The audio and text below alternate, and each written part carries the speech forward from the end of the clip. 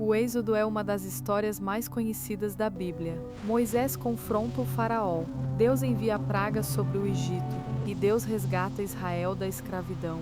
Mas a história não trata apenas de sair do Egito. O caminho para sair da escravidão é apenas o primeiro movimento de um padrão muito maior. Depois do caminho de saída vem o caminho através do deserto. E depois do deserto vem o caminho para entrar na terra prometida. Juntos, esses movimentos formam o que podemos chamar de caminho do Êxodo. O padrão começa com o caminho para sair da escravidão. O faraó é um senhor cruel que esmaga Israel até o pó da morte. Por isso Deus envia Moisés para confrontar o faraó e exigir que ele deixe o povo partir. Quando Israel finalmente parte, chega diante do que parece ser uma barreira impossível. Águas turbulentas estão diante deles. Os exércitos do Egito estão atrás deles. E parece não haver nenhum caminho adiante. Parece o fim da história. Mas no Êxodo, o caminho para sair da escravidão muitas vezes passa pelo que parece morte. Deus abre um caminho através das águas. O que parecia ser o fim se torna a porta para a vida. Israel é libertado da servidão e levado em segurança para o outro lado, mas eles ainda não chegaram em casa. Do outro lado das águas está o deserto. É um lugar árduo e perigoso. Não é o Egito, mas ainda não é a terra prometida. Isso nos leva à segunda parte do padrão. Deus conduz seu povo pelo caminho através do deserto. Ao longo do caminho, ele supre suas necessidades. Mas ele nem sempre provê da maneira que eles esperam, e ele nem sempre provê no tempo que eles escolheriam. O deserto se torna o lugar onde Israel precisa aprender a confiar nele. Eles precisam aprender a viver pela sua palavra. Eles precisam aprender a receber o pão de cada dia. Eles precisam aprender que Deus está com eles, mesmo quando o caminho parece impossível. E, por fim, a jornada pelo deserto conduz ao terceiro movimento. Esse é o caminho para entrar na terra prometida.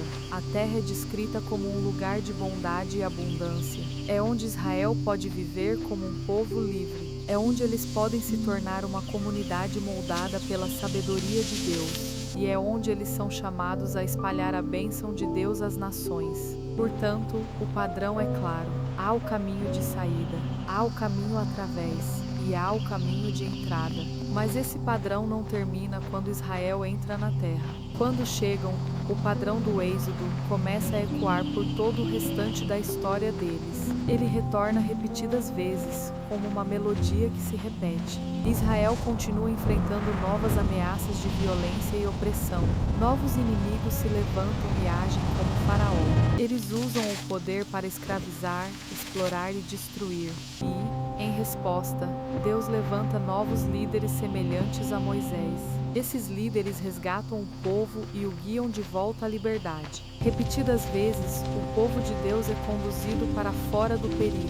Repetidas vezes, a confiança deles é provada em lugares desesperadores. Às vezes, esses lugares são regiões desérticas literais. Em outras ocasiões, o deserto é a condição de vida do povo sob ameaça. E, quando essas crises são resolvidas, Deus muitas vezes traz uma temporada de paz e abundância na terra.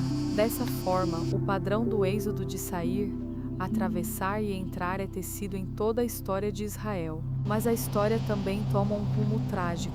Os opressores não são apenas governantes estrangeiros. Com o tempo, os próprios reis de Israel começam a agir como Faraó. Eles exploram os pobres.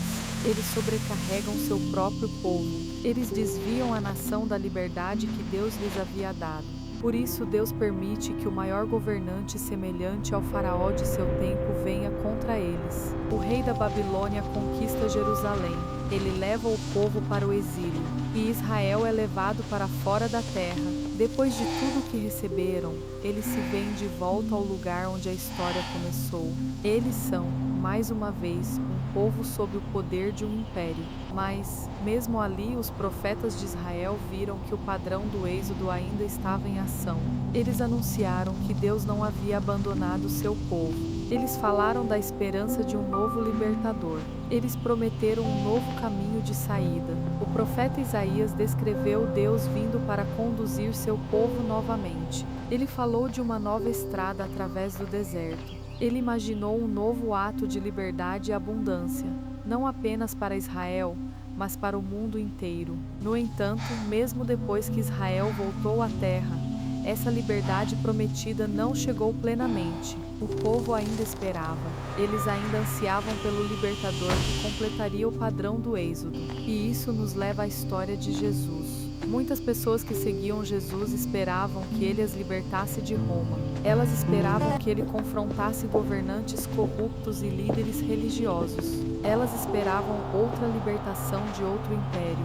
Mas Jesus viu o problema em um nível mais profundo. O caminho de saída não dizia respeito apenas à libertação de governos corruptos ou líderes opressores. A humanidade estava escravizada a um faraó mais sombrio. Esse poder havia capturado os desejos humanos. Ele havia corrompido o mundo e estava conduzindo tudo para a morte.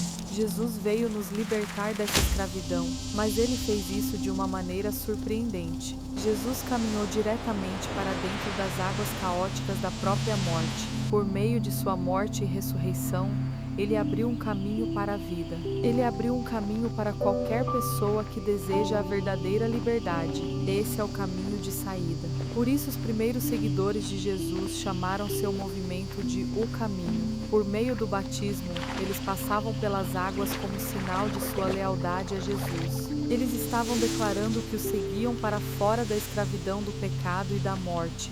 Mas, no padrão do Êxodo, o caminho de saída é seguido pelo deserto. E é aí que os seguidores de Jesus se encontram agora. Estamos viajando por um mundo que pode parecer sombrio, perigoso e incerto. Nós não estamos mais onde estávamos antes, mas ainda não estamos plenamente em casa.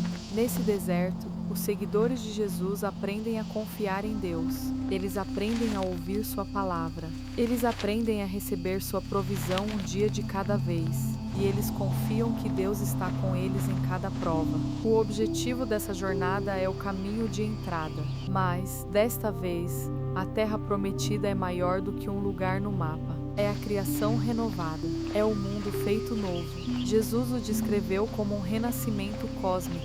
Ele falou da reunião do céu e da terra. É um futuro em que todos os relacionamentos são curados em amor, alegria e paz. Essa é a terra definitiva da promessa. Portanto, a história do Êxodo trata de muito mais do que Moisés e o antigo Israel. Ela também é o padrão da nossa própria história.